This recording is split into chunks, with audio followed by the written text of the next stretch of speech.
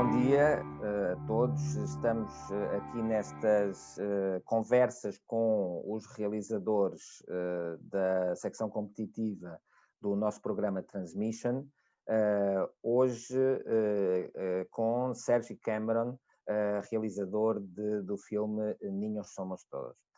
Hola, Sergi. Hola, ¿qué tal?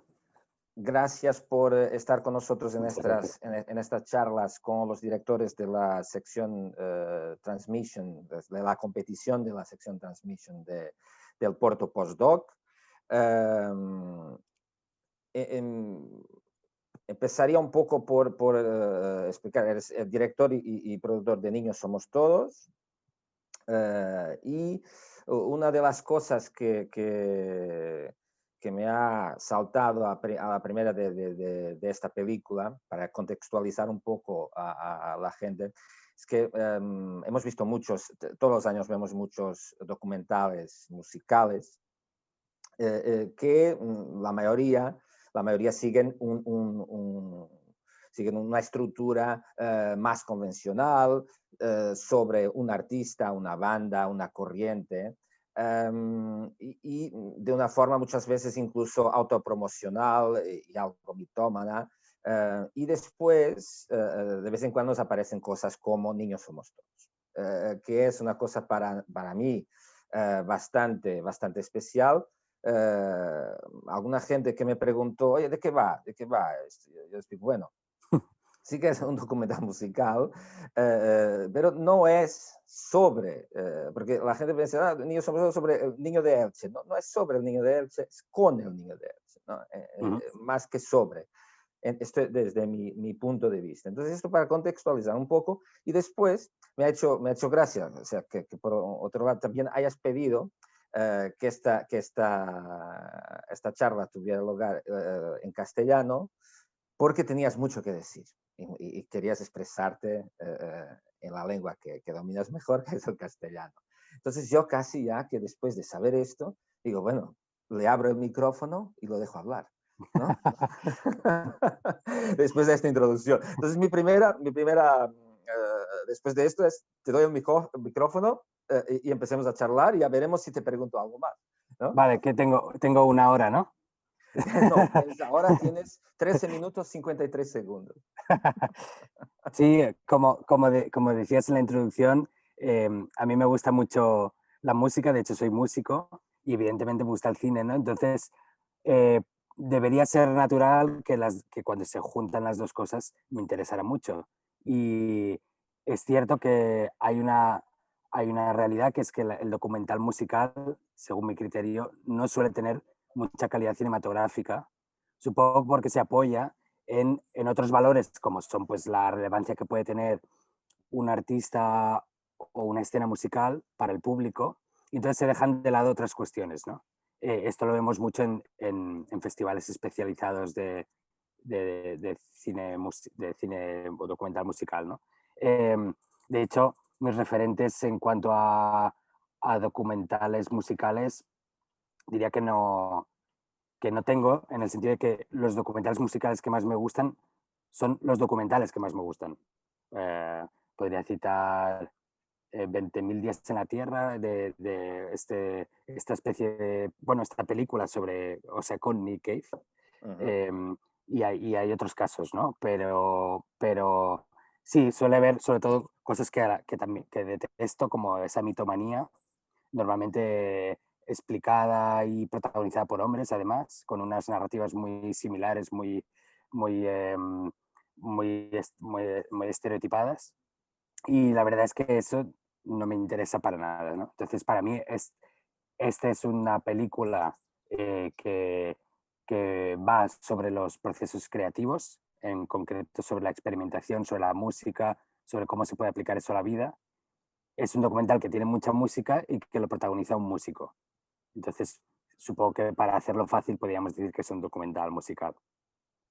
Cuando al menos lo he sentido así, parece que has pensado este proyecto y cuando lo has pensado, no sé si lo has pensado siempre para el niño de Elche o podía haber porque para mí podía haber otro personaje, ¿no? O sea, tú ya tenías la idea o no. Cómo ha Sí. ido el abordaje a la Bueno, película? el proyecto comenzó a partir de Alba Calani, que es una de las coproductoras, que ella es mitad española, mitad boliviana.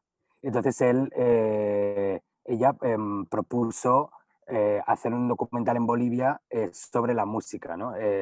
Sobre todo estaba enfocado, un poco enfocado a la música que apareció en los 70, sí, entre los 70 y 80, que unía, digamos, la tradición más popular en el sentido de folclórica, es decir, bueno, sí, folk, que sería como todo esta, bueno, toda la música indígena, por decirlo de alguna manera, ¿no?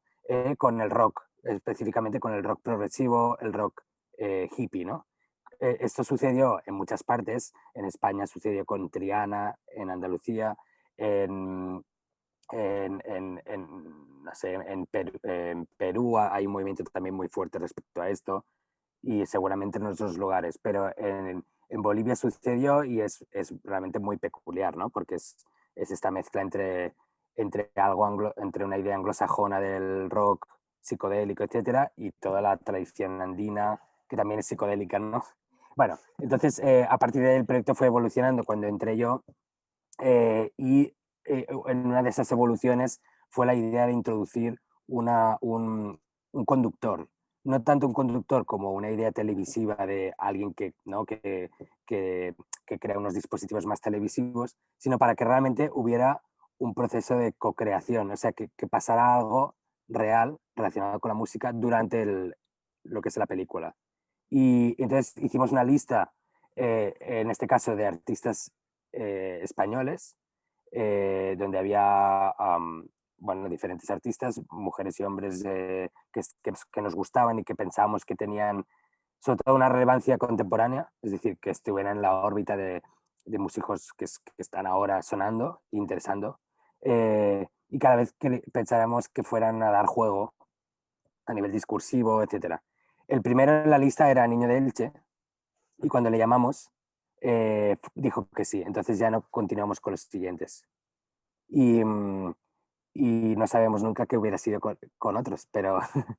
y de hecho tenemos una idea de continuar esta premisa con una serie. Es decir, poder... Es- Sí, Eso precisamente pensaba yo cuando lo veía. Esto sería un concepto que creo que funcionaría fantásticamente en términos de serie en otros países, otros continentes y con otros músicos, ¿no? Porque eh, yo veo en este documental acabamos por ir al encuentro de lo que me has contado ahora, la idea original, que era dar otra cosa. una idea de la música de Bolivia, de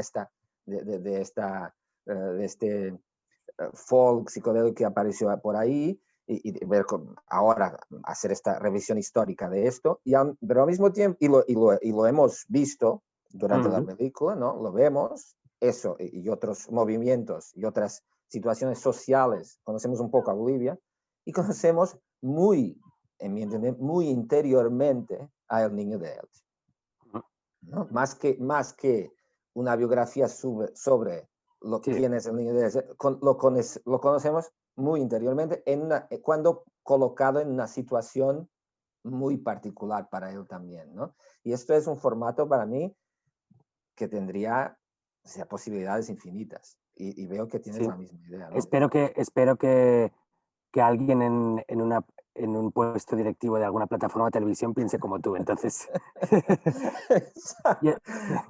sí, es básicamente la idea de esta serie sería em, sacar a un artista contemporáneo del mundo, por decirlo de alguna manera, occidental, ¿no? Puede ser desde la visión eurocéntrica o estadounidense, ¿no? Inglesa, etcétera.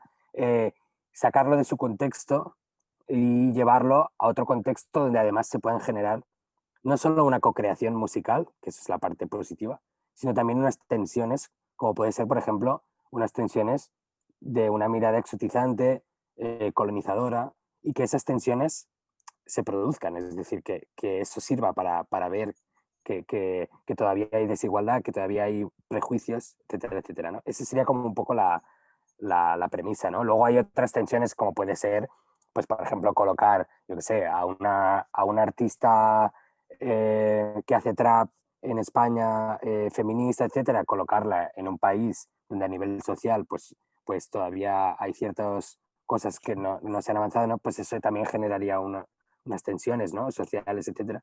Este sería un poco y todo cosido con la música, ¿no? Eso sería, sí, a ver si se puede hacer.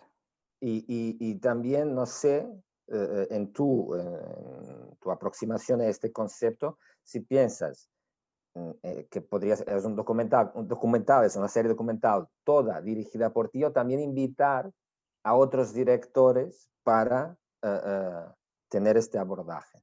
¿Cómo lo ves? Sí. Pues no se me había ocurrido, pero sí, totalmente. Me interesa mucho más así que de la otra forma, sí, sí.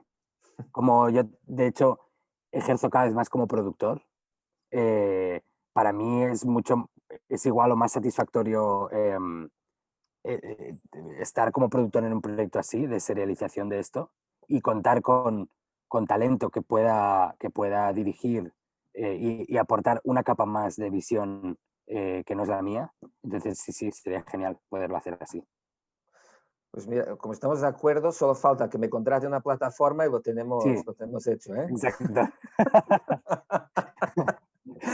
Sí, sí. Última pregunta. Tenemos algún tiempo todavía, pero me gustaría un poco, o sea, no podemos alejarnos del momento que vivimos. Y por eso estamos haciendo esta entrevista así, porque si no estaríamos muy probablemente en Porto en unas semanas charlando. Eh, ¿Tú crees que cuando salgamos de esto, que vamos a salir, ¿no? Relativamente al cine y a los festivales, esto, la gente volverá y volverá más reforzada? ¿O crees, por otro lado, como algunos ya dejan antever, que esto puede ser, digamos, el toque, la estocada final a lo que ha sido la vivencia del cine y de los festivales hasta el día de hoy? Esto también pensando toda la proliferación y lo que las plataformas y el VOD ha Ujú. ganado estos días, ¿no? Largos. Bueno, ni te imaginas lo que me gustaría estar en Porto ahora mismo. Así que, pero sí, yo tengo una visión bastante singular y probablemente pueda herir sensibilidades de los más puristas Bien, del, bien, bien. del Dale. cine, ¿no? Yo llevo muchos años pensando que la transformación del cine, en primer lugar, de lo que es la exhibición, y luego eso afecta también a las narrativas, es algo que no me parece ni bien ni mal, sino que es una cosa que simplemente está pasando, ¿no? Como pasó con la fotografía analógica. Y de hecho estoy estudiando ahora mismo todo el tema de cómo las transformaciones tecnológicas o los hábitos de consumo afectan a las narrativas, ¿no? Es decir, igual que gracias a una serie de avances tecnológicos que hacían más económico y más ligero los equipos en los años 50 del siglo XX, eso generó la proliferación de un tipo de documental, ¿no? Direct Cinema, los Maisles, etcétera, y también en la ficción con la Nouvelle Vague, etcétera. Primero siempre va lo tecnológico y el hábito de consumo, y luego eso afecta a los contenidos, ¿no? Entonces, lo que estamos viviendo con la pandemia, con coronavirus, es una aceleración de algo que ya iba a pasar y que no es malo. Entonces, y yo estoy consumiendo uh, un montón de contenido en plataformas y supongo que como la mayoría de la gente, ¿no? Y veo, no solo veo buenos contenidos, sino que incluso cada vez veo más riesgo y más propuestas interesantes, sobre todo a nivel de formato y de riesgo y de inmersión en plataformas que no en cine, ¿no? En la sala de cine. Entonces yo creo que el cine no va a desaparecer porque se produce más que nunca en el sentido, pero cambia la exhibición, cambian las narrativas, cambian sobre todo los enfoques, ¿no?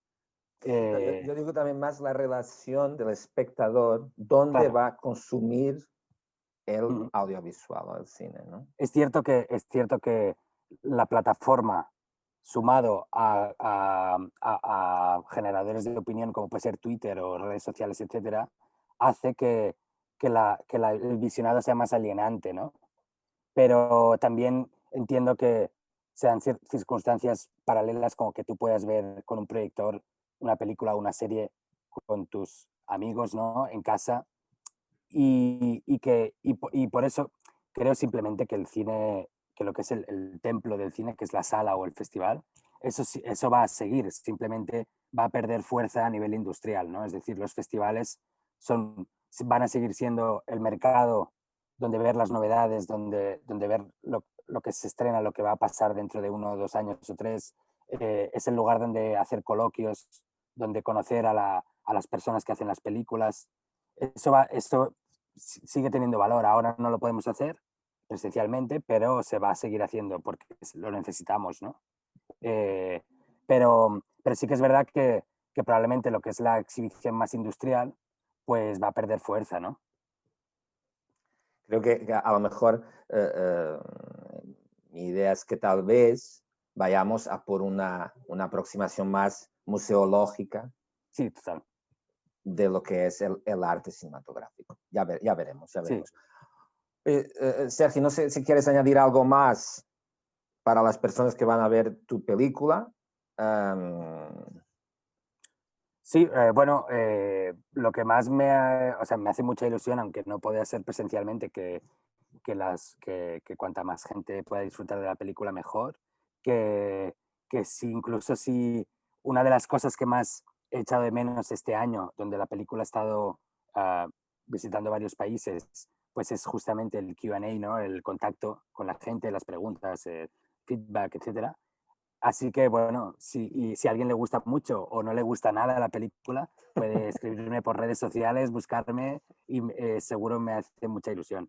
Y también tengo que decir, a relación de lo que decías antes, que una cosa buena es que estamos viendo que en algunos festivales donde está la película y donde hemos tenido otras películas antes que se han hecho online, sí ha tenido algo positivo, que es que parece ser que lo ve más gente. Es decir, en una sala caben pues 200, 300 personas, 100. Y en un visionado, durante unos días, ¿no? En una plataforma online de un festival o etcétera, ¿no? Pues de repente la pueden ver 1.000 o 2.000 personas, ¿no? Yo creo que entonces en el futuro habrá una combinación, ¿no? La posibilidad presencial, pero luego una posibilidad online donde mucha más gente pueda verla, que al final es lo importante, ¿no? Sobre todo cuando es cine de autor, eh, pues al final lo más importante es que la gente, cuanta más gente lo vea, mejor, ¿no? No creo que Entonces, bueno. esta experiencia obligatoria de este año va a tener sus consecuencias futuras. Sergio, muchas gracias. Un gustazo Gracias. de charlar contigo este ratito y lo deseo lo mejor para el futuro y a ver si vemos esa serie uno de estos días. ¿Okay? Vale, muchas Venga, gracias. chao. Chao.